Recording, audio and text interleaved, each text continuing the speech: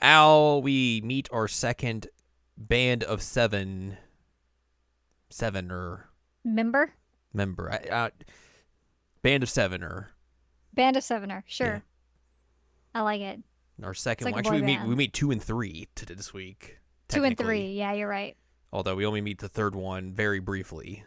They're silhouetted. They're silhouetted. But yeah, we're gonna meet our next members of this band that is our arc for now. Mm-hmm. So yes, hello, welcome to this week's episode of Jared Now Watch Inuyasha. Is episode 105. I'm Jared, joined as always by Doc Allen, Lady M.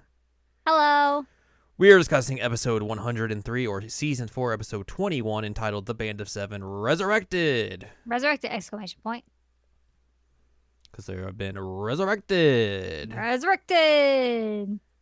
So there you go. Mm-hmm. This is a lot of backstory episode. Yes. We kicked this episode off with the scene we saw at the very end of last week. The exact same scene. So there's all of that. Mm-hmm. Inuyasha and the gang see a bunch of soldiers roaming through a village, and like, that's weird. Anyways, let's just keep walking. It's not like an uprising happening around here or anything, so I don't know why they would need all these Yeah. people. It seems like overkill, and then the overkill subtitle stayed up for like 5 minutes. They overhear some dudes talking about some weird stuff happening, and Moroku's like, "Gentlemen, may I have a word?" And then him and Kagome and this other dude dad squat at each other, which is very funny. Well, Kagome is also holding Shippo. Yeah, but there's like dad squatting at each other They're as they just dad talk. squatting, and there's the Like, cat. they're the only three people squatting, while like Inuyasha, Sango, and then two other dudes are just standing upright normally. Yeah, they're just like, all right, cool.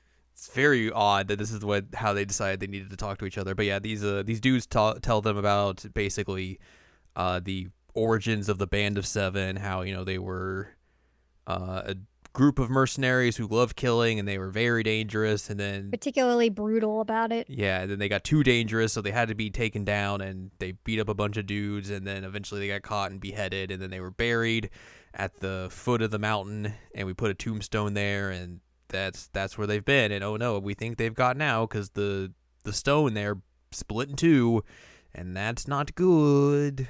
Mm-hmm. At one point, Sango like runs off too.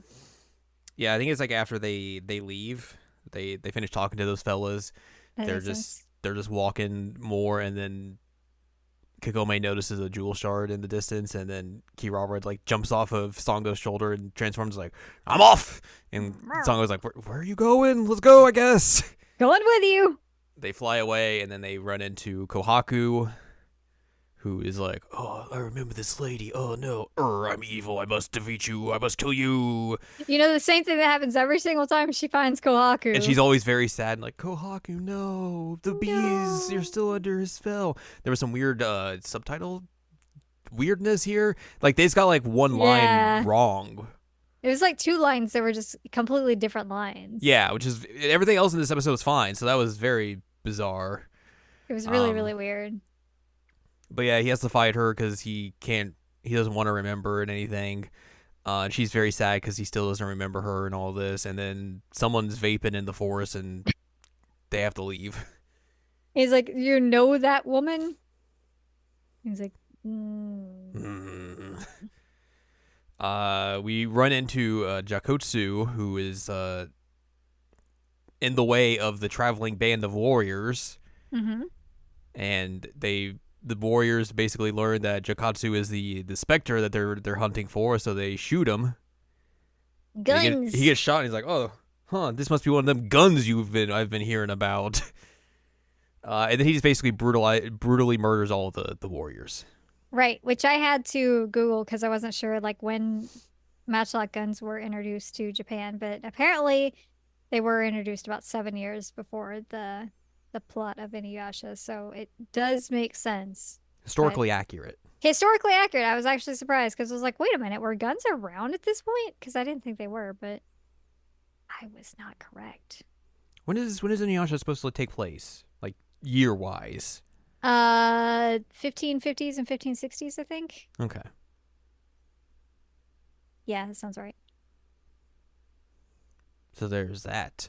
So Chakotsu kills all these folks. Inuyasha and Moroku get a scent of the human blood. The blood. And Inuyasha also realizes the scent of graveyard soil is mixed in, so he's like, oh boy, here we go again. Yikes. And then they eventually run into a pile of dead bodies, and Jakotsu just looking down the barrel of a gun. Yep.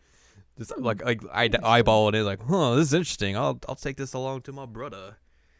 And Jakotsu realizes that this is Inuyasha in front of him, and he's very excited. She's like, wow, you're hot. I like your ears. Also, Moroku, you're sexy. You're sexy. And then Moroku's like, I'm gonna give you the suck. That's true. He does say that. With my hand. That is not editorializing here. Nope. He gets Yeah. mad that he got called sexy, and got called sexy by a dude, and The boys do not know how to handle someone flirting with them or telling them that they look nice, and they revert to homophobic tendencies. Yep, as you do, I guess, when you're media from the early 2000s. Late 90s, early 2000s. Yeah, yikes. Although Moroku kind of made it more gay. In a way. I mean, that's just probably bad localization. Or alternatively, it was good localization. True.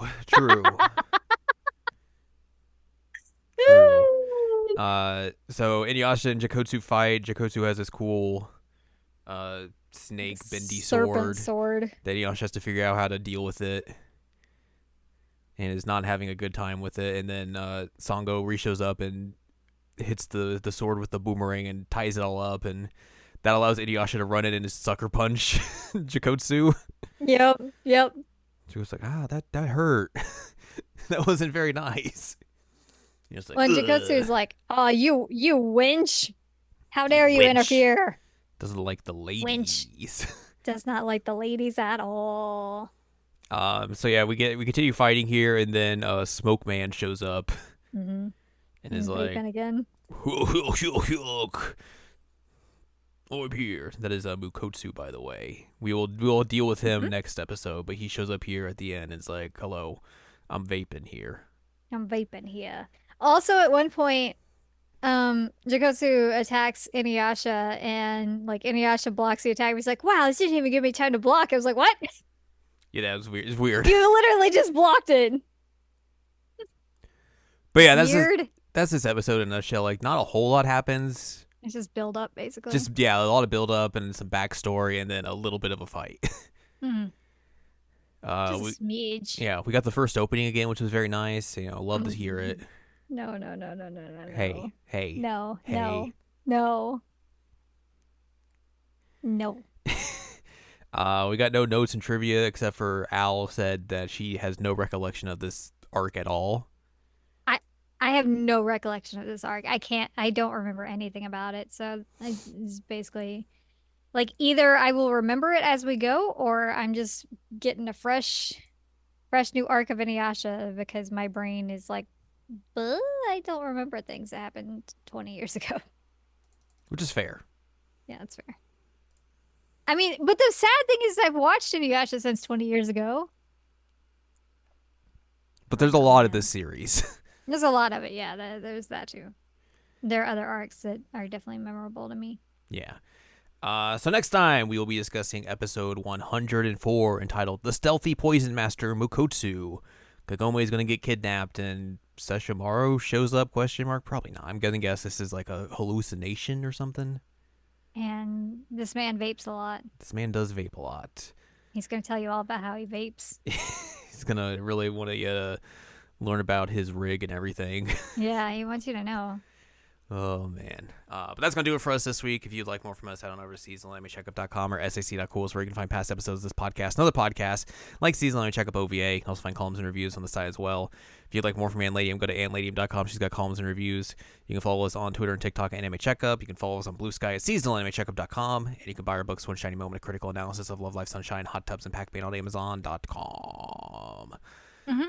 So join us next week as it gets a little smoky in here. A little smoky.